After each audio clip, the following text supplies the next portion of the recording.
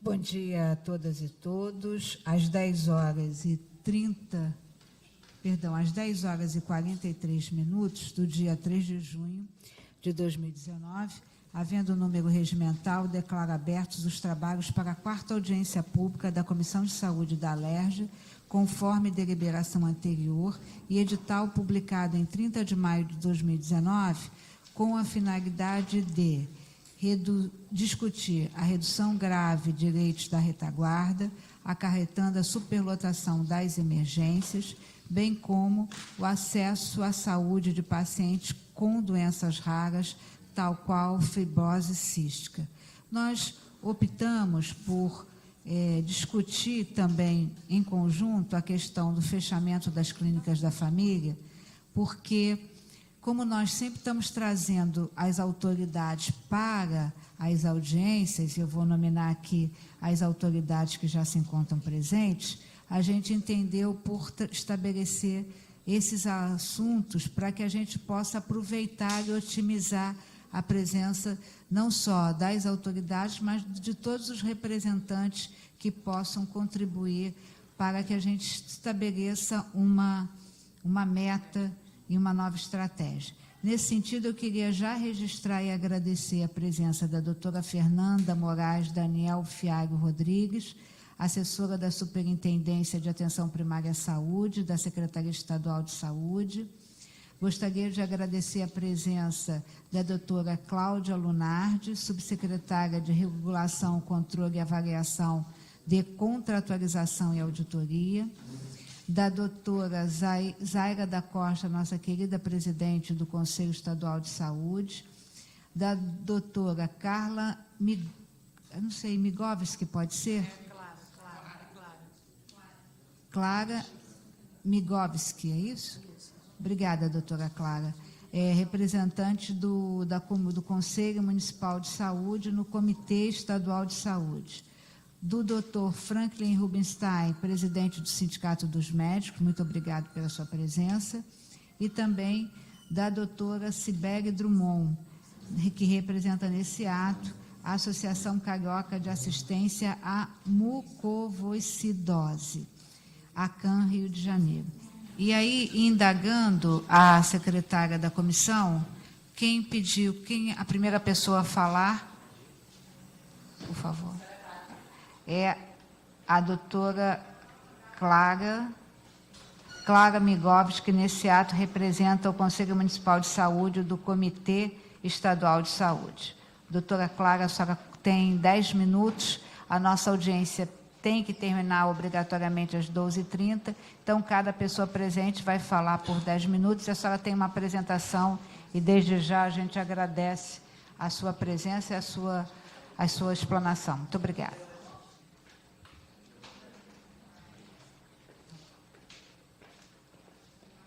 O meu bom dia a todos, os presentes.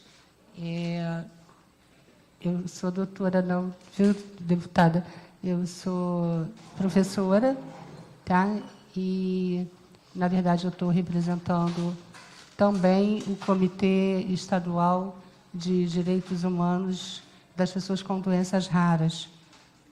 E eu gostaria de apresentar, para nós começarmos, as políticas públicas que são previstas no Ministério da Saúde para as doenças raras.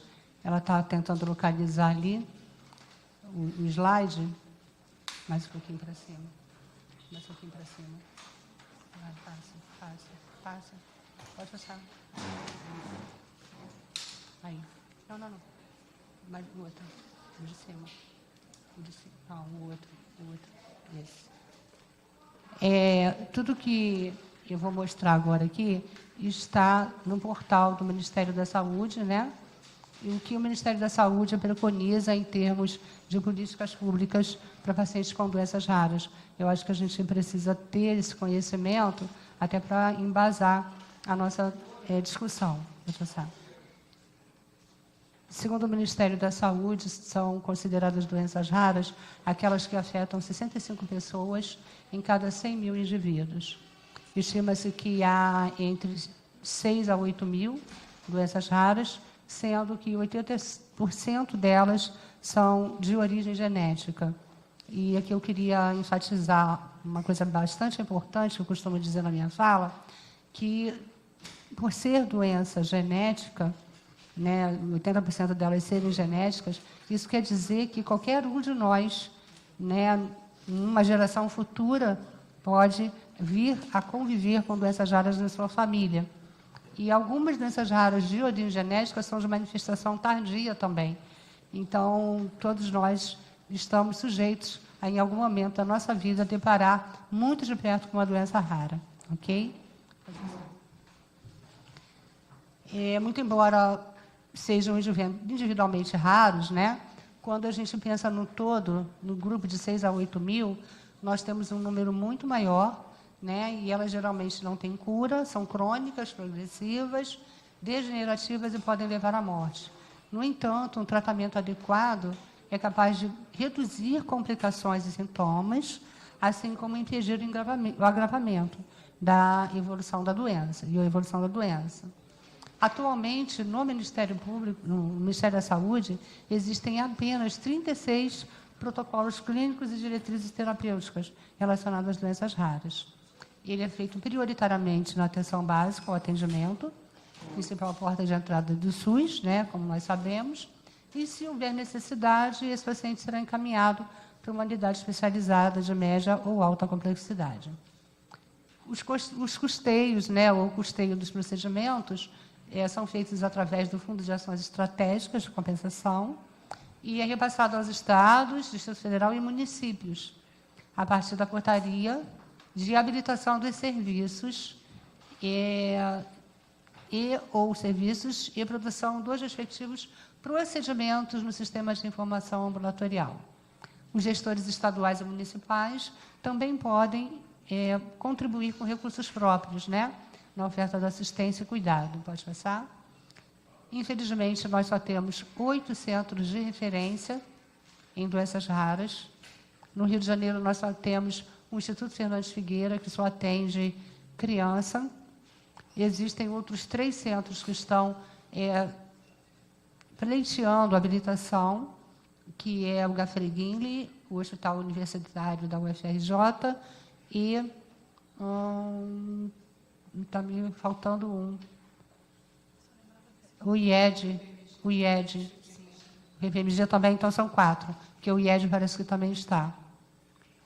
E é muito burocrático essa habilitação, né? Muitas vezes tudo é concluído, mas fica a pendência da publicação dessa habilitação e, quando não tem habilitação, não tem repasse de recurso. Pode passar.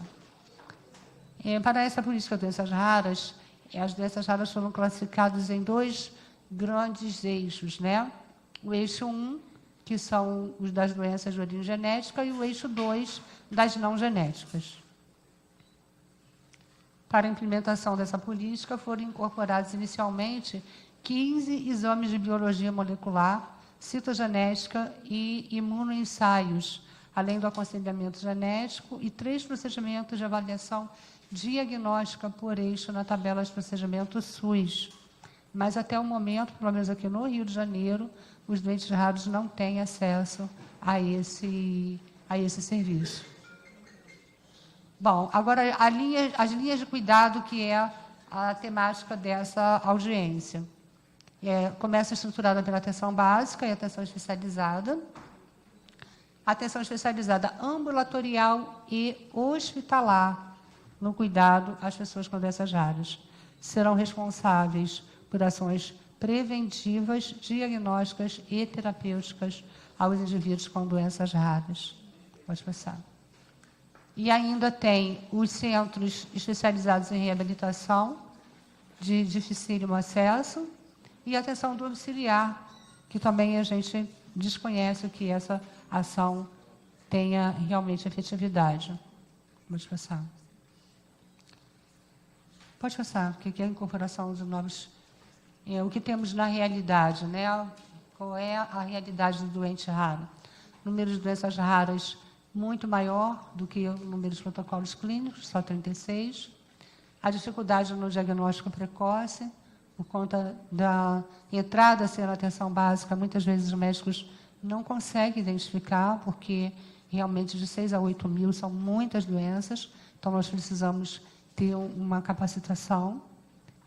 Dificuldade no custeio, né? O centro mesmo o Instituto Fernandes Figueira tem, eu não sei se já está resolvido, mas até há um tempo atrás não tinha ainda recebido o custeio, né, para manter essas atividades.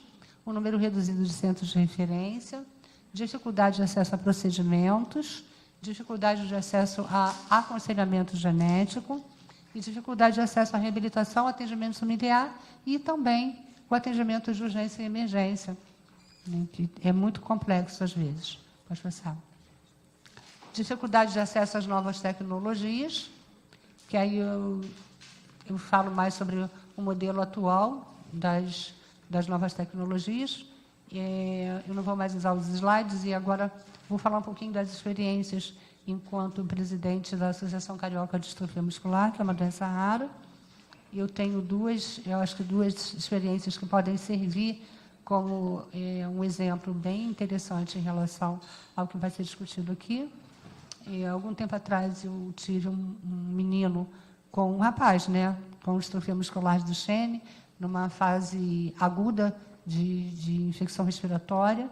Ele deu a entrada no Souza Aguiar e, como é de protocolo mesmo, ele foi entubado, né? Mas, infelizmente, ainda há aquela ideia de que, uma vez entubado, não sai mais da intubação. Só que já existem protocolos, né, que garantem a extubação, o desmame. Na ocasião, eu consegui os equipamentos necessários para essa extubação desse rapaz. O especialista, que voluntariamente iria ao hospital para fazer essa extubação, mas ele não estava no CTI, e isso necessitava de uma vaga de CTI. Ele ficou durante um tempo aguardando essa vaga de CTI no Souza Aguiar, o que não aconteceu.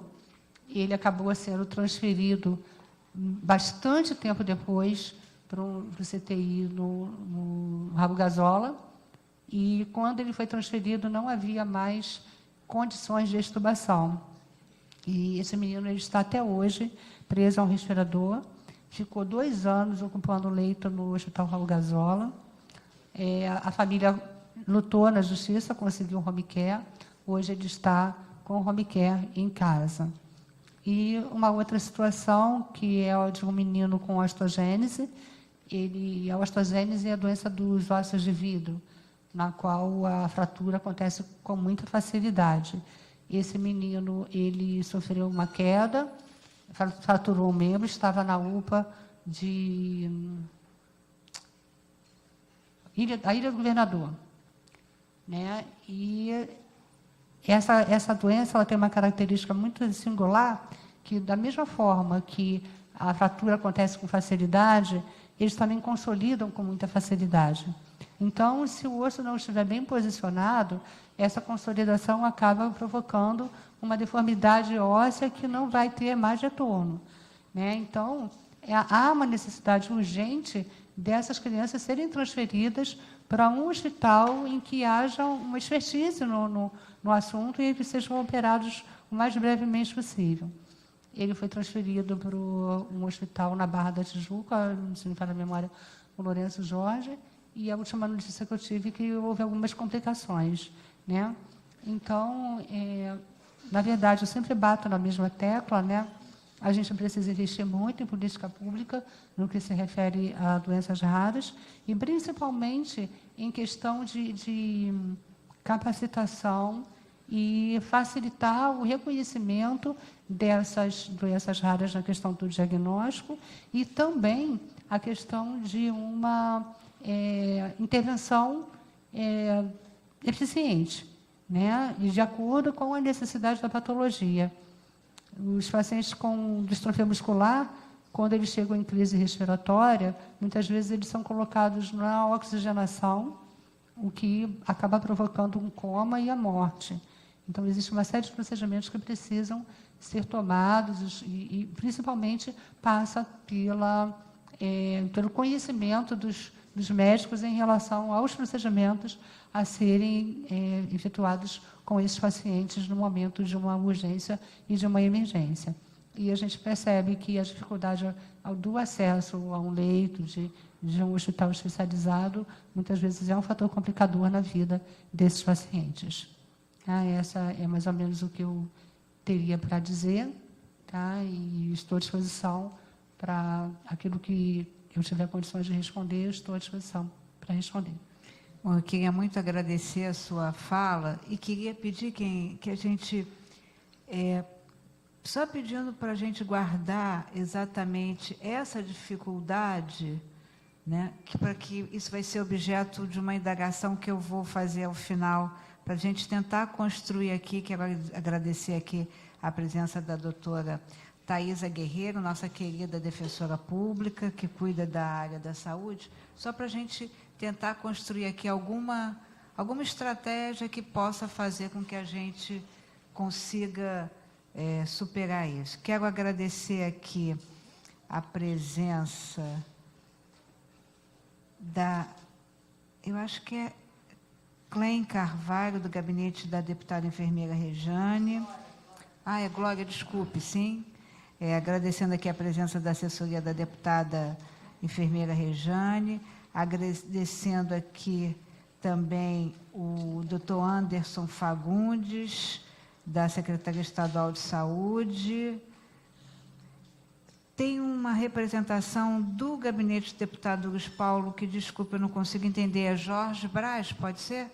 Jorge Braz, da assessoria do deputado Luiz Paulo. As outras pessoas presentes eu já mencionei. Eu queria ouvir agora a doutora Cibele Drummond, da Associação Carioca de Assistência à Mucoviscosidose. Pode passar, por gentileza, o microfone, a assessoria passar?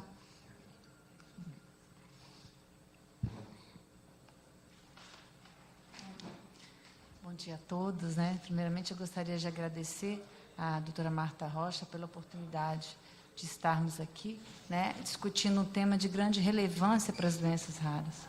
Né? Agradecer por estar assumindo, nesse segundo mandato do seu governo, a Comissão da Saúde, porque a gente vive reiteradamente questões afetas não apenas as doenças raras, mas todos os pacientes do Estado do Rio de Janeiro. Agradeço também por estar dando enfoque às doenças raras. Né? Peço a sua licença para mencionar uma frase que muito me tocou, né? Que foi o que você disse, abre aspas, né? Que a saúde pública, a saúde do Estado do Rio de Janeiro está doente. Fecha aspas. E é dentro desse viés que a gente está aqui, para falar um pouquinho sobre a especificidade das doenças raras. Né? Eu estou representando a ACAM, né? Associação Carioca de Mucoviscidose, também conhecida como fibrose cística. Né? A ACAM é uma ONG que está há 30 anos prestando assistência social às famílias e os pacientes com fibrose cística. Fibrose cística é uma doença genética, né, que acomete o cromossomo 37 e que leva à formação de um muco mais espesso. Nesse sentido, todas as glândulas sudoríparas, elas levam à produção de um muco mais espesso. E a gente tem dois órgãos que são mais afetados, o pâncreas e o pulmão. O pâncreas destes pacientes, eles são insuficientes, ou seja, eles não produzem as enzimas digestivas, que são as proteases, as lipases, né, e a amilase. Então, eles precisam fazer ingestão de proteínas, de enzimas, para poder digerir o alimento. Essa questão pancreática é muito séria, porque ela pode levar a um quadro de desnutrição. E, como consequência, esse paciente ele pode ser internado. Né? Tá aí a importância dos leitos hospitalares, né? Para todas as doenças raras, mas a gente está dando a conceituação da fibrose cística aqui porque foi mencionado. Tá? E no pulmão, esse muco espesso, ele é objeto de contaminação, de colonização bacteriana, porque esse muco espesso passa a ser alimento para essas bactérias. E, como consequência, esses pacientes, eles acabam tendo pneumonia de repetição, que é uma grande causa das internações.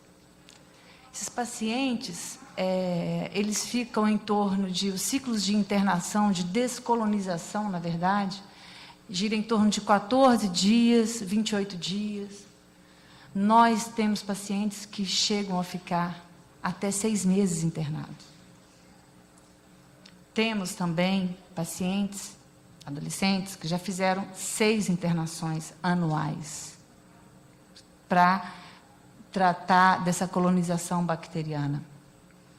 Então, aqui se percebe que a fibrose cística é uma doença crônica grave, né? Uma doença crônica grave que leva e que exige tratamentos hospitalares contínuos.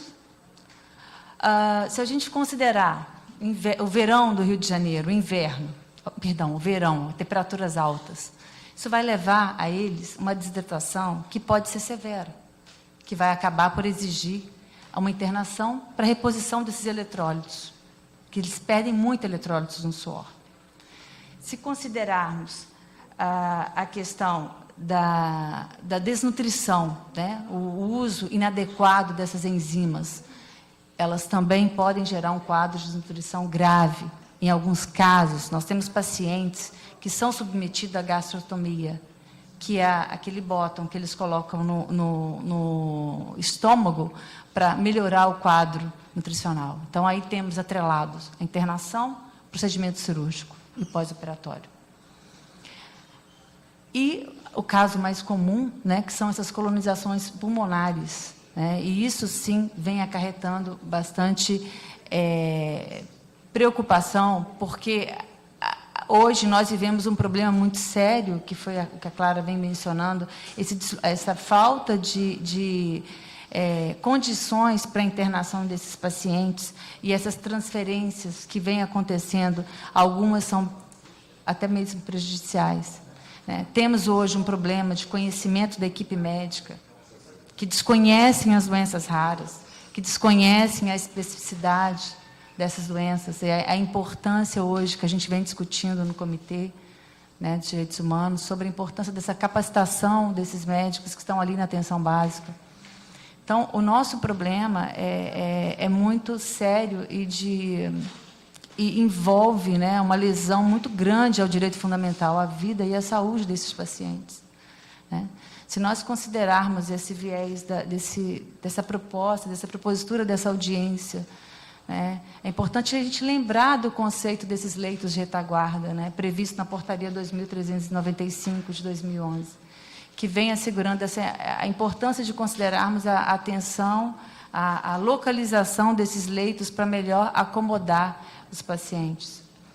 Em relação à fibrose cística, hoje nós temos 310 pacientes no estado do Rio de Janeiro, né? Cerca de 42% são crianças, 24% adolescentes, né, e 36% adultos.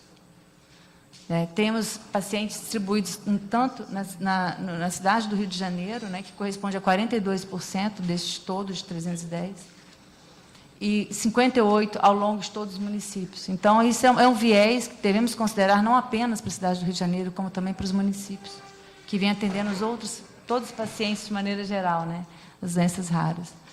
Então, aqui se percebe que, de forma contraditória, o que nós temos tido ao longo destes últimos anos, até o levantamento feito pela ICTIT, né, da Fiocruz, é que o que temos tido ao longo de 2009 a 2017, uma redução significativa no número de leitos, né, no estado do Rio de Janeiro. Então, isso reitera a importância dessa audiência, né, a importância dessa sua abordagem, né, doutora, em estar trazendo, nos fazendo ouvir, né, nos permitindo essa oportunidade de sermos aqui explicando, ainda que de forma breve e sucinta, a especificidade das doenças raras. Mas eu agradeço e me coloco à disposição, né, se puder contribuir também em esclarecimentos. Muito obrigada. Eu queria muito agradecer a sua fala e, nesse momento, já registrar aqui a presença também da senhora Maria de Fátima Gustavo Lopes, que é também do Conselho Municipal de Saúde. E quero agradecer também aqui a presença da doutora Amanda Bento, da assessoria do deputado Márcio Gualberto, da doutora Adriana Monier, da Defensoria Pública, e também do doutor Kainan Carlos Machado, da assessoria da deputada Mônica Francisco. E aí eu queria ouvir, nesse momento, a representação dos médicos, do Sindicato dos Médicos, na figura do doutor Franklin Rubenstein. Por que quero falar sobre isso? Primeiro, porque esse tema, especificamente, da redução grave dos leitos de retaguarda, ela surgiu exatamente a partir de uma conversa com servidores de um hospital federal, né? E, posteriormente, doutor Frank, nós realizamos aqui uma audiência pública, que foi uma solicitação da deputada Lucinha, para tratar da questão dos mamógrafos. E nós nos vimos diante de algo a ser refletido. De um lado, uma fala tanto da Secretaria Municipal de Saúde como da Secretaria Estadual de Saúde, da Secretaria Municipal, especificamente, da cidade do Rio de Janeiro, né, falando exatamente isso, que existe o equipamento, embora ele esteja presente em 48 municípios, e o total são 92 municípios, existe o equipamento, mas muitas vezes não existe o profissional para agir adequadamente no monitorar e utilizar o equipamento. E segundo as representações das secretarias, não havia fila para se fazer. Naquele momento, a gente estava tratando especificamente de mamógrafo, né? Esse tipo de exame. O que havia, sim, era a desinformação das mulheres, que acarretava exatamente essa dificuldade de conhecer a rede e de buscar a utilização do equipamento. E na fala dos profissionais da área da saúde, das secretarias, a gente tinha que discutir exatamente isso, a questão, como nós colocamos aqui, né, da redução dos leitos de retaguarda e da questão da especialização, e que acaba acarretando a superlotação nas emergências. E aí, pedindo para o senhor fazer uma reflexão não só sobre essa questão, mas também sobre as doenças raras, eu quero apenas dar um testemunho nosso aqui, que é o testemunho dos parlamentares, né? A minha área não era... Eu não venho da área da saúde, né? Eu quero dizer até que eu tenho procurado conhecer e estudar mais os problemas da área da saúde para me qualificar cada vez mais para exercer bem a minha função enquanto presidente da Comissão de Saúde. E eu venho da área da segurança. Então, a gente era muito procurado na área da segurança, por exemplo, quando uma pessoa era vítima de um crime, não sabia o que fazer, vinha até essa casa, chegava, se apresentava, e a própria recepção da casa, de acordo com o problema dela, ela direcionava muitas vezes para mim, porque eu tinha sido uma delegada de polícia, chefiada a Polícia Civil, então eu poderia orientar, e muitas vezes a pessoa já vinha até com registro de ocorrência, e o que a gente fazia muitas vezes, inúmeras vezes, me vale muito da Defensoria Pública, que as pessoas precisam também, não entendem que, embora sejam vítimas, podem ter uma assistência da Defensoria Pública. Agora, doutor Frank, a situação é diametralmente oposta, né? Eu posso falar isso por mim e posso falar isso, pelo menos, pelos meus pares da Comissão de Saúde. As pessoas comparecem a essa casa para fazer o pedido, né, mais diverso possível, desde uma mamografia, desde uma tomografia, uma consulta, né? E nós aqui, com todo o cuidado e respeito que temos ao sistema de regulação, né, a todas essas ferramentas, a gente tenta dar orientação, né, e muitas das vezes faz um encaminhamento muito cuidadoso para não sugerir, em hipótese nenhuma, qualquer atendimento que contrarie os protocolos determinados já, né? Mas a gente assiste o desespero das pessoas que vem a essa casa, né? E aí, no que se refere, agradecendo mais uma vez a belíssima aula que a gente teve aqui sobre doenças raras, no que se refere às doenças raras, isso, então, é muitíssimo pior, né? Em razão da minha participação nos direitos das mulheres, eu tive um contato com o hospital, o IEE, né, que também é uma especialização. As pessoas não conseguem nem, muitas das vezes, saber se é ou não portadora de uma doença, e aí a gente acaba, e longe de mim, transferir para o profissional médico ou o profissional da área da saúde a responsabilidade, né, porque aí a gente vai ter que fazer uma cadeia causal e discutir aí qualificação, aperfeiçoamento, formação, né? Mas o fato é que a gente não consegue, por exemplo, não sei como está, né, mas tive a oportunidade de socorrer, tenho uma mãe de 89 anos, e tive a oportunidade de socorrer uma vizinha que também levou um tombo, e quando a gente chega na UPA, por exemplo, não tem ortopedista, né? A gente, aquela coisa básica do eu fico pensando, né, o que a gente gostaria de ter numa delegacia de polícia, e transfiro para a saúde, e eu digo assim, o hospital tem que ter ortopedista, pediatra e ginecologista, na minha humilde opinião tem que ter. Então, aí eu queria muito ouvir, né, a sua fala, porque também, né, acho que o Sindicato dos Médicos também vê soluções, e talvez tenha um diagnóstico também preciso para explicar, né, onde é que está o entrave do primeiro diagnóstico, da qualificação, o entendimento de conhecer, né, conhecer o problema e fazer o direcionamento para a área correta, né? Então, assim, feitas essas considerações, queria ouvir aí a manifestação do Dr. Franklin sobre os temas aqui colocados. Bom dia, desculpe.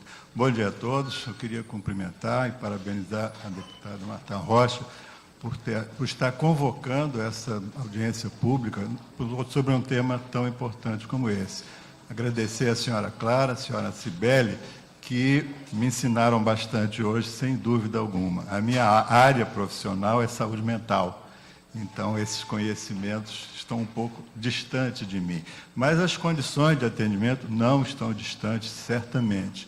Nós estamos lidando hoje com uma intensa desorganização da rede assistencial.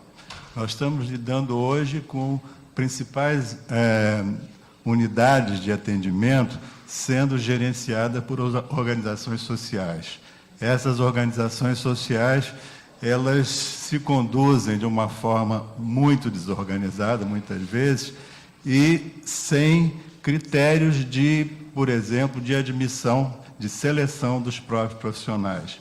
Além do que, os vínculos hoje profissionais são muito precarizados, são contratos temporários que não permitem, muitas vezes, que se forme equipes especializadas e com certa durabilidade. Não é possível que uma unidade de saúde consiga funcionar plenamente e adequadamente com profissionais que têm uma mobilidade muito grande, que são ou são demitidos antes mesmo do término do contrato, ou são demitidos ao término do contrato, ou então a organização social que os contrata, simplesmente os contratos são desfeitos pelo Estado, pelo município, e essa situação gera muita confusão. Eu acho também que os critérios de admissão desses profissionais, eu posso falar pelos médicos, são muito frouxos, digamos assim, né? Não há muita exigência em relação a isso, o que leva, com todo respeito aos colegas mais jovens, que sejam contratados colegas jovens que ainda não completaram ou não tiveram a residência médica e não têm preparo suficiente para lidar com situações de urgência, emergência, especialmente, claro, nas unidades de retaguarda, que são unidades que exigem tratamentos mais complexos.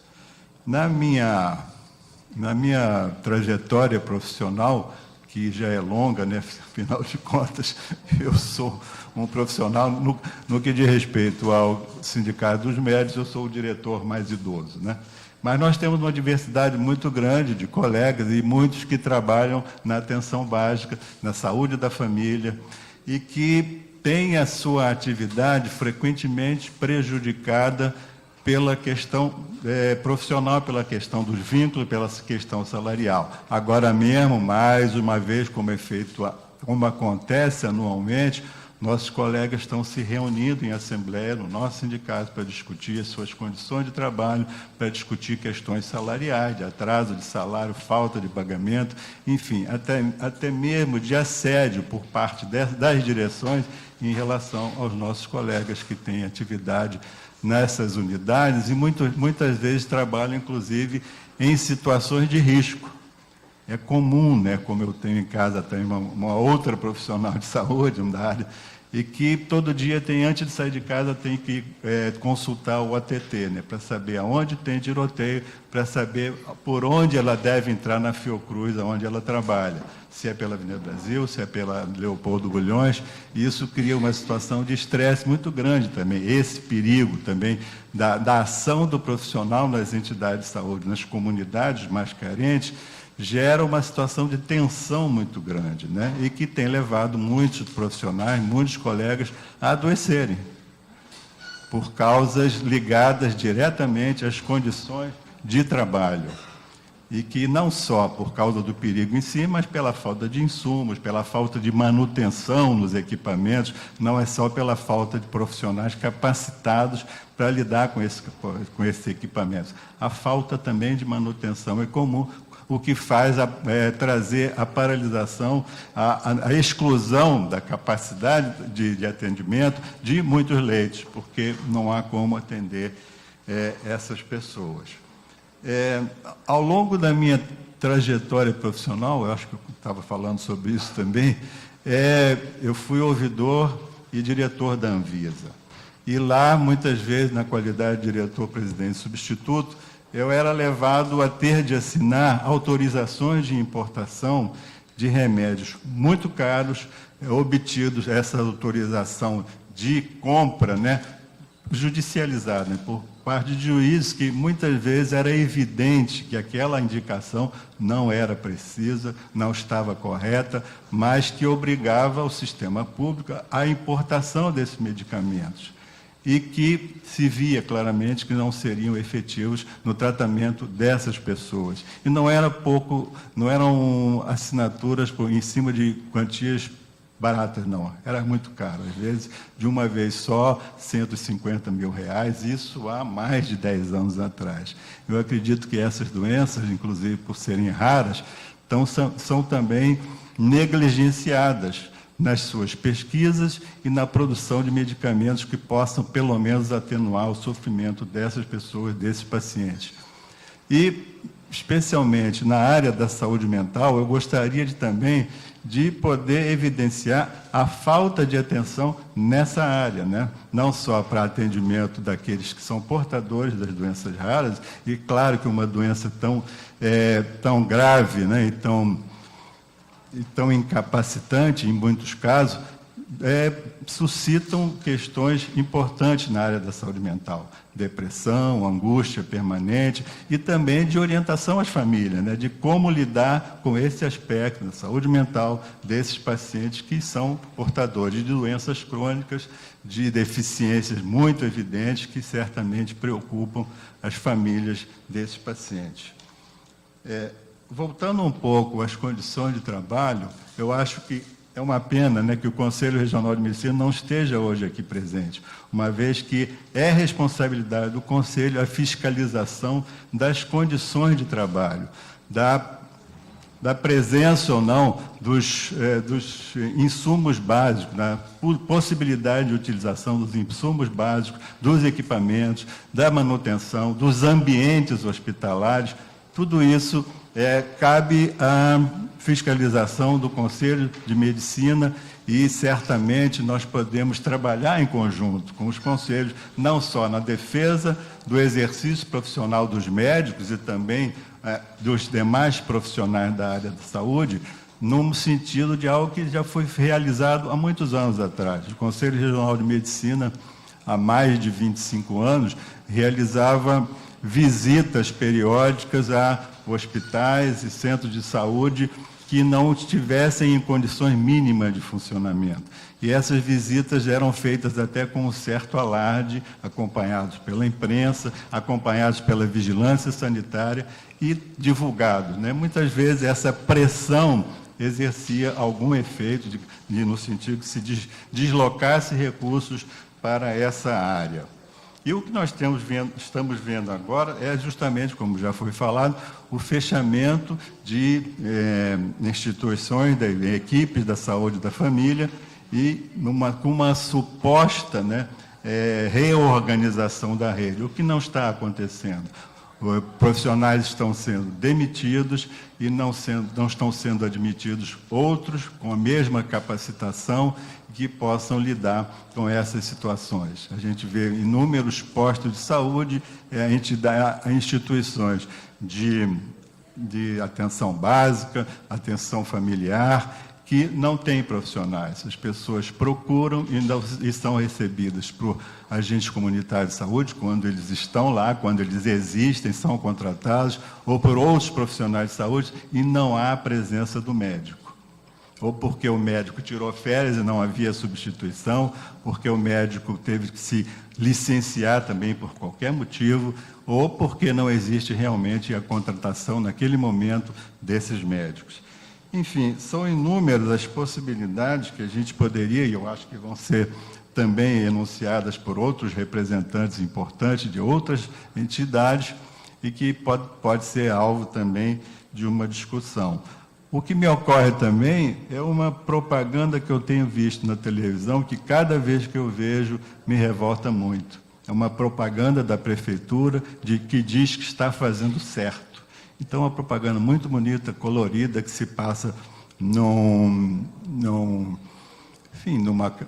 me parece uma padaria muito bem montada, em que os dois jovens estão falando sobre a possibilidade, a necessidade de um procedimento cirúrgico, e então são citados inúmeros, milhares de procedimentos, milhares de intervenções cirúrgicas, e no final se diz que a prefeitura está trabalhando certo. E isso não é verdade. E não há necessidade alguma de que qualquer instituição pública faça propaganda das suas atividades. As pessoas procuram de acordo com as suas necessidades e não são atendidas, como a senhora já enunciou, e como outros certamente poderão falar aqui. Enfim, eu acho que nessa minha intervenção inicial, acho que eu já falei até demais, agradeço a oportunidade de estar falando e cumprimento mais uma vez a presença dos que estão aqui. Doutor Frank, eu queria fazer algumas ponderações. Primeiro de tudo, dizer que eu nem havia sido designada oficialmente para a presidência da Comissão de Saúde, quando o secretário Edmar fez uma reunião para tratar da tuberculose, precisamente sobre aquele questionamento do fechamento do Hospital Santa Maria. E naquele momento, numa reunião no gabinete secretário, nós encontramos o presidente do CREMERGE. E ali, naquele momento, eu disse que seria presidente da Comissão de Saúde, que seria interessante ouvi-los, né? Tudo nesse sentido. Quando foi na semana passada, nós tivemos aqui uma audiência da CPI, que é conduzida pela deputada Renata Souza, sobre óbitos de nascituros num hospital municipal em Cabo Frio.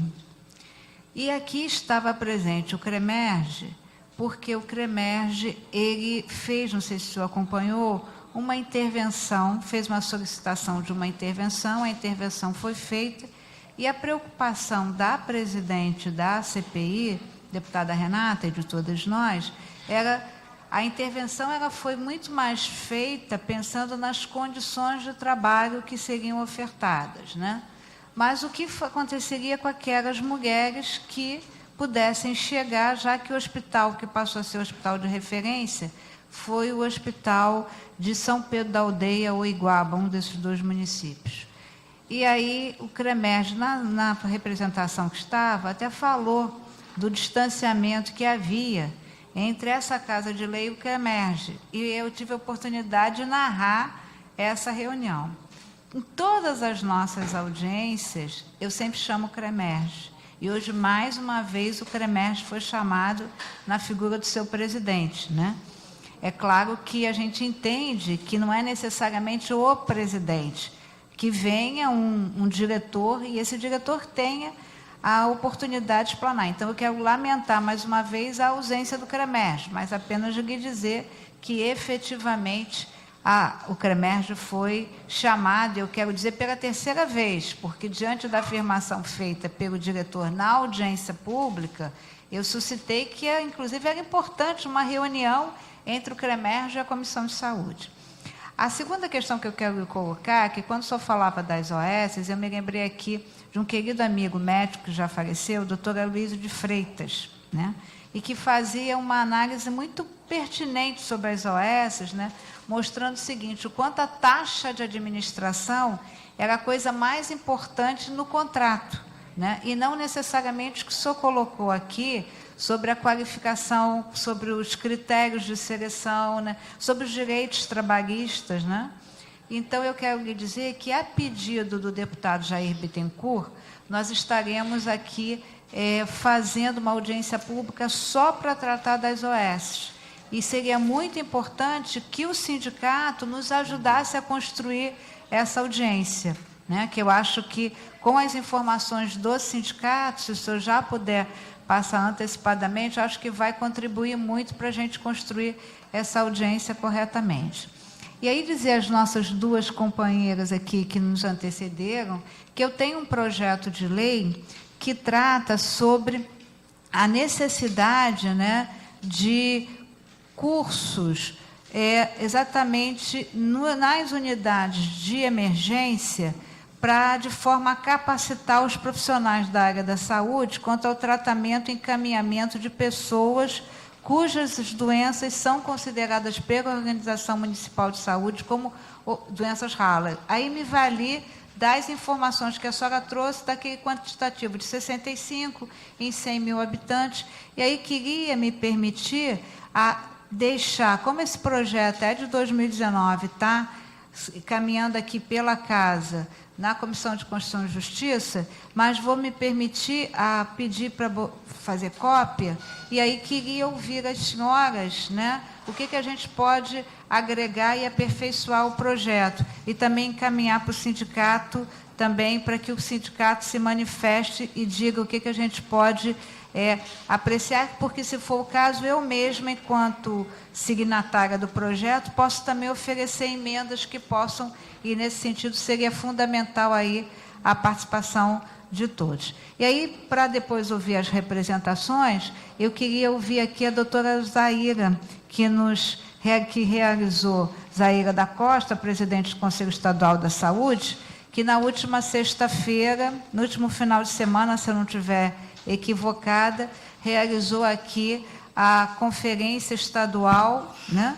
E que, por certo, foi nossa voz, doutor Franklin, quando todo mundo dizia que estava tudo bem, que só que as mulheres aqui não sabiam que tinha lá o serviço, doutora Zaira foi nossa voz para dizer, olha, não é bem assim, a realidade é diferente, há uma dificuldade, sim. Então, queria muito ouvir a doutora Zaira, sobretudo nessa questão aí da ausência das clínicas da família, né, e da redução grave dos leitos de retaguarda, para ouvir as suas ponderações. Bom dia a todos e a todas. Parabenizo a doutora Marta Rocha, deputada, por essa audiência. E eu gostaria de dizer que essa questão dos leitos de retaguarda está muito calçado, está baseado na portaria 2395, de 11 de outubro de 2011, que reforça a criação de maiores leitos de retaguarda. Essa portaria, ela dá uma ajuda de custo de R$ 1 milhão para os hospitais que criarem leitos de retaguarda. E foi criado, quem analisa, quem fiscaliza é um grupo que é um grupo gestor.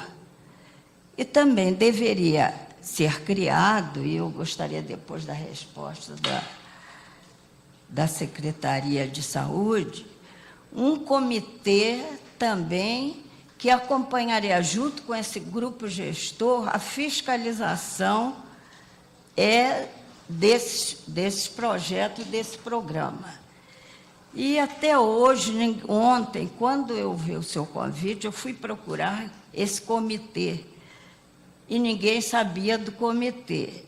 Em síntese, o Conselho não participa dessa fiscalização porque nunca foi convidado para participar desse comitê. Nem sei se esse comitê foi criado e, por lei, segundo a portaria, é obrigatoriedade. Não é só o grupo gestor que vai fazer essa fiscalização, mas sim um representante também desse comitê. Eu queria até destacar aqui, parabenizar a Clara e a Cibele, que vocês, juntamente com a doença falciforme, sofreram assim, um grande baque, não só um baque, mas eu acho um crime mesmo, que foi em 2016, em agosto de 2016, o governo do Estado do Rio deixou de fazer 104.436, não sei se vocês lembram, teste do pezinho.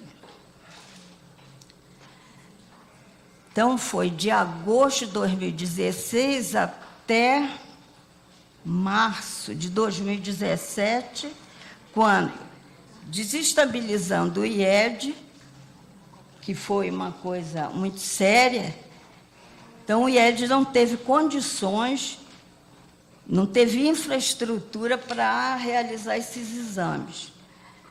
E ficou esse ato.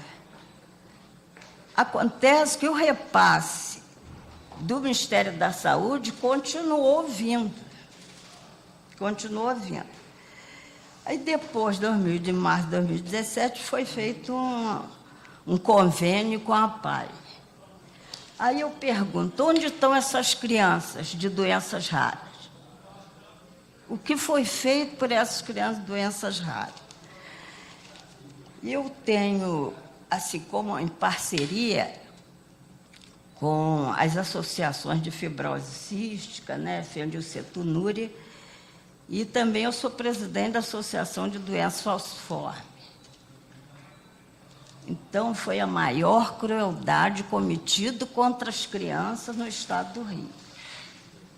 Na época, fizemos uma audiência que não deu em nada. Disse que ia se criar um outro protocolo, não deu em nada.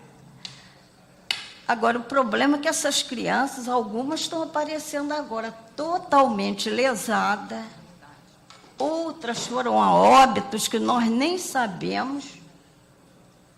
Então, eu pergunto, até a doutora Marta Rocha, que a senhora, como deputada, já foi até delegada, como fica a situação dessas crianças? Foi um crime, foi uma crueldade. Por exemplo, doença falciforme, que para 1.000 crianças que nascem, uma nasce com doença falciforme.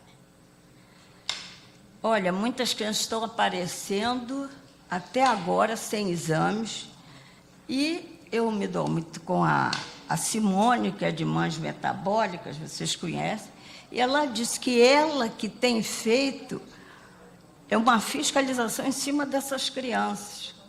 Quer dizer, estão aparecendo essas crianças agora.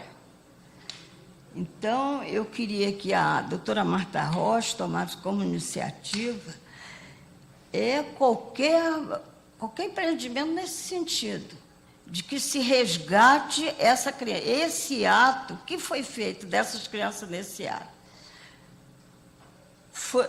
A PAI disse que fez a procura. Não sei se fez adequadamente, mas agora a Simone, que é da Mães Metabólicas, ela lançou um vídeo que ela, enquanto associação privada, está identificando várias crianças que foram prejudicadas pela não realização do teste do pezinho. Agora, quanto à questão, retornando à questão dos leitos, houve uma diminuição, gostaria que também a Secretaria de Saúde me esclarecesse, não, foi em 2017, de vários leitos. Houve redução, até o RAG, o Relatório Anual de Gestão, veio com a diminuição de vários leitos. Queria saber se esses leitos foram recuperados. Porque, por exemplo, sobre a doença falciforme, nós temos centralizado tudo no Hemorrio. O Hemorrio não dá conta, né? Precisaria fazer um trabalho de descentralização mais eficiente, com competência, como o doutor Frank disse, de equipes capacitadas para atender essa clientela. Porque o Conselho Estadual tem recebido muita demanda de mães que chegam no Hemorrio e não tem pediatra. E eu sei que ele está dentro dessa portaria. E a portaria exige que, se está atendendo criança, tem que ter um pediatra. Então, nós, enquanto Conselho Estadual, fiscalizamos na maneira do possível. Também nós somos poucos para, assim, tanta demanda. Mas a maior demanda em cima de leitos é justamente não para doenças raras, que a doença rara está protegida, né, por 3 hospitais, né, que é Fernando Filgueiras, Hospital dos Servidores e Pedro Ernesto, né, para leitos de retaguarda. Mas e as outras? E os demais crianças? E a outras clientela? E essas crianças que se perderem, a gente não sabe onde essas crianças estão e quantas foram a óbito. Então, eu gostaria de pedir à deputada que realmente se interessasse por isso, visse essas crianças, também esses leitos de retaguarda. Olha, segundo um levantamento que nós fizemos, que o Conselho fez, parece que, por dia, pela falta de leitos de retaguarda, no Estado tem óbito aproximadamente 65 óbitos por falta de leito de retaguarda. E também que os próprios diretores de hospitais guardam esses leitos, não sei por quê, guardam esses leitos, quer dizer, as UPAs não têm como mandar esses pacientes para esses hospitais. Então, estamos em crise, sim, em leito, a demanda é muito grande, a oferta é pequena, mas eu acho que, por exemplo, a regulação veio até mostrar esse problema, porque através da regulação é que se tomou conhecimento da realidade da falta de leito no Estado do Rio. Por enquanto, é só, eu fico aguardando depois para outras intervenções. Doutora Zaira, eu quero lhe agradecer, mas eu queria receber a presidente dessa associação, e aí queria até pedir à doutora Thaisa para estar conosco, podemos até ir à defensoria, se for mais fácil, né? Para a gente entender das mães metabólicas. Acho que a gente poderia estar recebendo para entender isso melhor e ver quais as questões que a gente pode estar fazendo, até acionar o Ministério Público, acho que pode ser mas queria a doutora Thaisa do nosso lado, que ela, na mesma hora, quando a senhora falou, ela fez uma observação, não que a senhora precise que a gente diga que é verdade, mas ela fez a observação no sentido de que ela tem conhecimento desse fato, para a gente não atropelar as estratégias, né? E aí, queria ouvir a doutora Thaisa, porque foi o seguinte, eu encontrei, nós temos aqui talvez o assessor parlamentar mais atuante aqui, que é o assessor da Defensoria Pública, o doutor Francisco, que eu, conversando com ele, pedi que verificasse com a Defensoria Pública que tipo de audiência pública a gente teria aqui para ter uma audiência que fosse a realidade dos problemas, né? E não para a gente ficar construindo a audiência a partir de questões que lá na ponta não pode ter tanto impacto. E a ponderação da Defensoria Pública foi muito nessa questão da redução grave dos leitos de retaguarda. Então, eu queria, no primeiro momento, ouvir a doutora Thaisa para suas considerações sobre os temas que já foram abordados aqui e agradecendo mais uma vez a senhora estar conosco.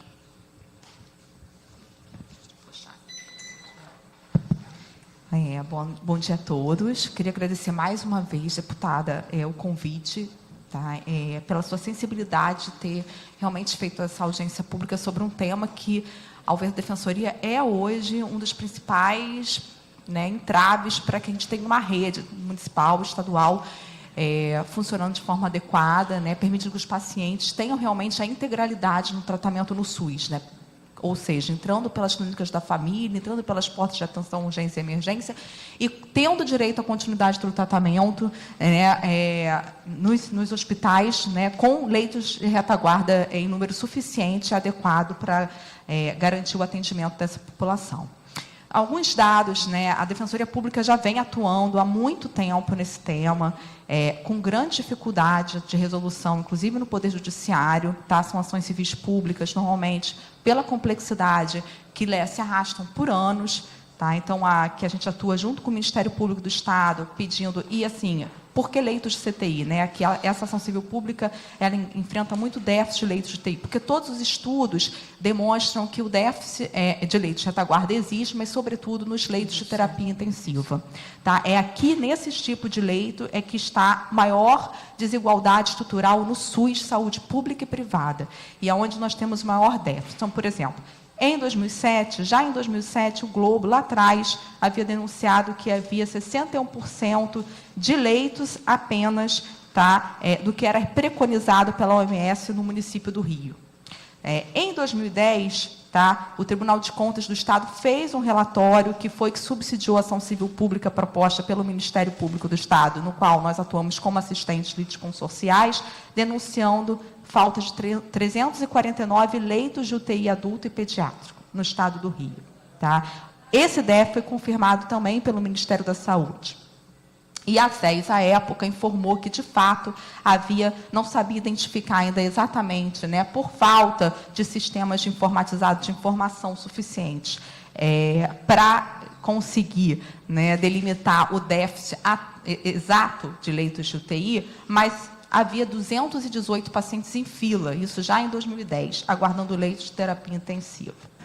Em 2014, né, um estudo da OMS levantou que no SUS a gente tinha 2, leitos de retaguarda de forma geral, 2,1 leitos por 1.000 habitantes, e que o ideal era de 3 a 5 leitos para cada 1.000 pacientes.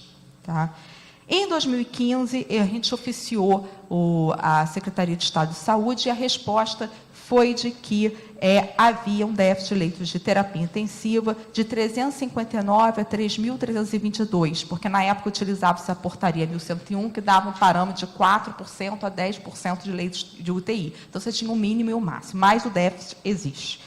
Tá? Em 2016, também nessa ação, o GAT do Ministério Público fez também uma auditoria e constatou que faltavam 163 leitos de UTI adulto e 10 de UTI pediátrico. A Cláudia até foi. Sim. Bom, em 2018, o Conselho Federal de Medicina fez um estudo também que comprovou, de leitos de retaguarda em geral, que apenas nos últimos 8 anos fecharam 34,2 mil leitos no Sistema Único de Saúde, destacando-se a região sudeste, na qual a gente se encontra, né, com a redução de 21,5 mil leitos de terapia intensiva. No SUS, tá, a gente tem 0,95 leitos, né, por 10 mil habitantes. E o preconizado é de 1 a 3 para cada 10 mil habitantes, ou seja, estamos abaixo.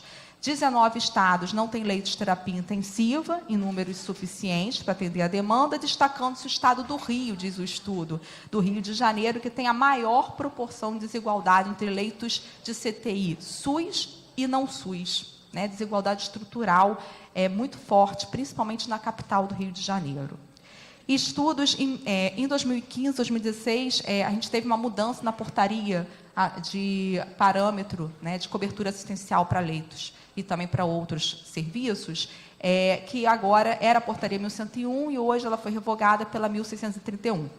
À época, eu consegui, com o Ministério da Saúde, a matriz que calcula automaticamente a quantidade de leitos de terapia intensiva que teria que ter, né, por região de saúde. E aí o estudo que foi feito chegou que haveria um déficit de 315 leitos na região metropolitana 1, na qual incide também o Rio de Janeiro. Bom, depois recebemos um ofício da própria Secretaria Estadual de Saúde, recentemente, dizendo que a gente tem em fila 123 pessoas aguardando leite de terapia intensiva para UTI adulto, 4 para NEO, 8 para UTI pediátrico. E que havia realmente um déficit em todo o estado do Rio de Janeiro de leite de terapia intensiva, mas, né, que o maior déficit estaria na região metropolitana 1, na qual está aqui o município do Rio de Janeiro. E também temos informação recente que, em janeiro de 2019, de forma geral, englobando não só leite de terapia intensiva, mas também leitos clínicos e de emergência, haveria 643 leitos bloqueados em toda a rede, contando federal, estadual e municipal. O que isso, né, acarreta na prática? A superlotação que a gente está vendo hoje, né, em todos os hospitais, seja da rede municipal, seja da estadual, né, de pessoas que estão aguardando leitos, né, para poder sair da emergência e dar continuidade a esse tratamento de forma adequada, mas não conseguem, acabam muitas vezes falecendo nas UPAs de 24 horas, nas próprias emergências dos hospitais, porque não conseguem ser absorvidos. Então, a nossa luta tem sido muito grande, com inúmeras vistorias. Essa ação civil pública, que combate especificamente, né, a ausência de leite de terapia intensiva no estado do Rio e no município do Rio, está desde 2011 com uma liminar, tá, que foi deferida para aumentar os leitos, sem que a gente tivesse qualquer êxito, apesar das inúmeras existências do Ministério Público e Defensoria junto ao Poder Judiciário. Por conta disso, antes de eu sair de licença maternidade, em 2018, nós demos entradas a uma denúncia na Corte Interamericana, na Comissão Interamericana de Direitos Humanos, denunciando a redução grave de leite de terapia intensiva no Brasil, né, o Estado do Rio de Janeiro, mas o representante na Corte, na comissão, é o Brasil. Isso afeta a atuação da Defensoria Pública todos os dias, em todos os nossos núcleos de primeiro atendimento, sempre estamos com pedidos judiciais de leite, sobretudo de leite de terapia intensiva. Quanto às doenças raras, a Defensoria Pública vem aumentando cada vez mais a sua atuação, porque as associações acabam tendo representação, né, por advogado, então elas são muito fortes, né, na atuação judicial, mas a Defensoria Pública vem sendo cada vez com essa dificuldade, com a política de ajuste fiscal, né, e a redução também dos recursos com a crise econômica, a gente tem visto muitas pessoas de classe média que passam a nos procurar.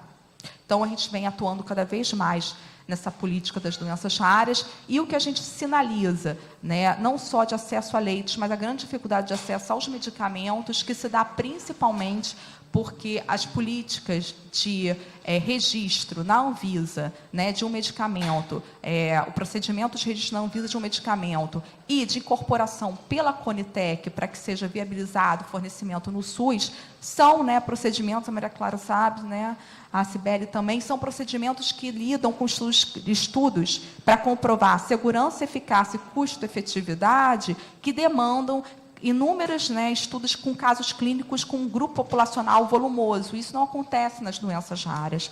Então, dificilmente um medicamento para essa população vai ser registrado na Anvisa da mesma maneira que são registrados para outras doenças, assim como incorporados no SUS. Ao nosso ver, essa é uma barreira, né, uma das principais barreiras para serem enfrentadas nas doenças raras, e como essa população ela é invisível porque não tem uma quantidade de pessoas envolvidas. Então, recentemente, a gente está na Comitê Estadual de Doenças Raras, tentando fazer agora, o Edmar nos abriu uma porta para tentar conseguir fazer algum centro de... Acho que a Fernanda pode falar melhor sobre isso, né, Fernanda, que está aqui, que está atuando nesse comitê, ela vai falar, mas eu vejo algumas luzes agora aqui no estado do Rio de Janeiro para atuação política de doenças raras. E quanto à questão, né, das mães metabólicas, a gente se reúne depois, porque a gente já tem um procedimento interno da Defensoria para averiguar a qualidade do trabalho que está sendo feito pela PAI, e esse passivo também, porque nós recebemos a mãe, a Simone nos levou uma mãe e uma criança que foi diagnosticada tardiamente. Doutora, eu queria fazer só uma indagação, que foi uma situação que eu acompanhei um pouco de perto, que uma pessoa foi diagnosticada com uma doença rara, precisa de um medicamento, e todos esses medicamentos são de custo altíssimo, né? É inviável para qualquer ser mortal que tem uma vida comum, comprar esse medicamento. E, no primeiro momento, como canal de solução do problema, foi feito um contato com a Secretaria de Saúde, e lá tem um comitê que você tenta conseguir o medicamento sem ação judicial. Desculpe, eu não me ouvi. A Câmara? Tá. A Câmara? A Câmara de Resolução de Litígio de Saúde. Isso, Câmara de Resolução de Litígio. E aí, em seguida, houve esse contato, a família fez esse contato, e, posteriormente, houve uma ação judicial, o medicamento foi determinado, mas a pessoa não recebe o medicamento. E não recebe medicamento porque o Estado diz que não tem o medicamento, que tem que comprar, que tem... Qual é a orientação que a gente pode dar para uma pessoa que tem esse problema? Quer dizer, ela ganhou o direito, mas ela não conseguiu efetivar o direito. Então, esse é um problema que a gente está tendo muito com o Poder Judiciário no momento, tá? A pessoa tem que procurar o defensor público responsável ou o advogado responsável pelo processo para pedir, né, a adoção de medidas executivas. Então, multa, né, em face de quem não está fornecendo, arresto judicial para comprar o medicamento, até mesmo a prisão do agente público que não está sendo reiteradamente descumprindo a ordem judicial. Mas está sendo muito difícil, o judiciário está um poder acho que até assoberbado, né, por tantas demandas e com uma lentidão que infelizmente não acompanha a necessidade do paciente, a rapidez com que a saúde exige, né, a nossa atuação. Mas tem que procurar o defensor público e o advogado para que sejam adotadas, né, para que cobre do Poder Judiciário a adoção de medidas que coajam, né, o gestor a adotar, né, uma solução para o caso concreto. Queria fazer outra pergunta. Nós acionamos aqui o Núcleo Estadual do Ministério da Saúde, na tentativa de ouvir um representante em razão da articulação com os hospitais federais.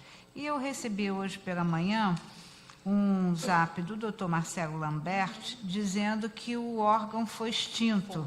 Foi extinto por decreto, né, o que o impediria de estar aqui fazendo uma representação. Eu queria só que a senhora explicasse para a gente o porquê. Essa foi uma decisão federal, certo, mas se a senhora tem notícia da perspectiva de outro tipo de organismo para fazer essa articulação entre Estado e governo federal. Então, enfim, os motivos, eu não desconheço os motivos pelos quais o DGH, que é o Departamento de Gestão Hospitalar do Ministério da Saúde no Estado do Rio, foi, enfim, dissolvido, extinto, né? Existem, claro, ruídos de questões políticas por trás, mas, enfim, nada confirmado. E também ouvi notícias de que seria criada uma superintendência estadual no Ministério da Saúde que faria essa interlocução. Ainda nada foi oficializado. No seu entendimento, qual o prejuízo com a extinção desse órgão? Esse é enorme. O prejuízo é muito grande, porque já era difícil, porque a União fica distante em Brasília. Já era difícil no próprio juiz, na Justiça Federal, quando a gente litiga na Justiça Federal, os juízes não conseguem sequer trazer alguém de Brasília, então eram esses que faziam um diálogo, né, com o Poder Judiciário, com a Defensoria Pública, com o próprio gestor estadual e municipal. Sem um representante aqui no Estado do Rio de Janeiro, fica difícil para eles. A pressão em cima deles é muito menor, né? A gente não consegue dialogar, mostrar, né, as nossas dificuldades e também ter uma respostas para negociações que são constantes entre os três gestores. Se a união já era difícil antes, agora, então, vai ficar impossível. É um decreto do dia 31 de maio, é bem recente. Obrigada, doutora Thais. Eu vou passar, então, também para a doutora Fernanda Moraes Daniel Fialho Rodrigues, assessora da Superintendência de Atenção Primária à Saúde, e pedindo também, depois, quando houver a Secretaria de Saúde, as contribuições a respeito até dessa exclusão do DGH, que é essa Diretoria Geral de Hospitais, que era do Ministério da Saúde. Doutora Fernanda, agradecendo a sua presença para as suas ponderações. Deputada Marta Rocha, eu que agradeço a oportunidade de estar aqui falando. São muitos assuntos, né? Muitas coisas que foram atravessando. Vou tentar unir todas elas numa só. Na verdade, eu vim principalmente por ser a representação da Secretaria de Estado de Saúde no Comitê das Doenças Raras. De fato, é uma pauta sensível ao secretário. A gente tem uma aproximação boa e acredito que juntos a gente esteja começando a construir políticas muito importantes. De fato, é de interesse da Secretaria, não só porque, como o próprio secretário diz, o SUS tem que ser para todo mundo, né? Não dá para segregar esse grupo populacional, e porque a gente sofre muito com os processos judiciais, porque é como eles terminam quando a gente não tem uma política construída para esse grupo de pessoas. E a judicialização é sempre ruim para os dois lados, e não é isso que a gente quer. O que a gente já vem conversando no comitê? De fato, a Thaisa estava na reunião do comitê com o secretário. Ele vem mostrando o interesse em construir um centro de triagem e diagnóstico para pessoas com doenças raras. A grande dificuldade hoje que acontece é, de fato, no acesso aos exames, como a Clara mostrou na apresentação dela, são exames muito particulares, muito peculiares. Mesmo as unidades, o Fernandes Figueira, que é uma unidade habilitada, e os outros hospitais que atendem não contemplam toda a gama de exames diagnósticos necessários para esse grupo de pacientes. Dessa forma, o secretário vislumbra uma possibilidade de criar um centro de triagem e diagnóstico. Mas a gente vem pensando em toda a linha de cuidado junto, desde a capacitação dos profissionais de atenção básica, referenciá-los para esse centro que tivesse geneticistas e neurologistas e os exames que esses pacientes precisam para o diagnóstico, e depois que os pacientes pudessem ser encaminhados para os centros de referência. Como foi mostrado na apresentação, de fato, no estado do Rio de Janeiro hoje, o único centro habilitado é o Instituto Fernandes Figueira, que só atende patologias do eixo 1, que são as doenças genéticas, e só atende criança. Então, a gente tem um déficit grande. Existem, dentro da Secretaria de Saúde, 2 processos de habilitação.